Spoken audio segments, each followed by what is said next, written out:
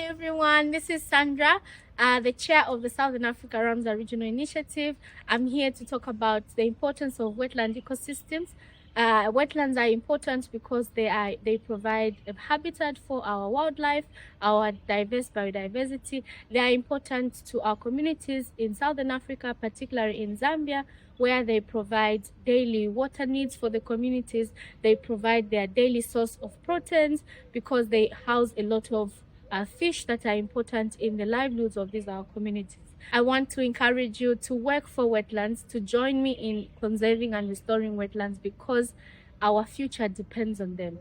We get a lot of benefits from them and we get a lot of harmony by ensuring that we protect and harmonize them.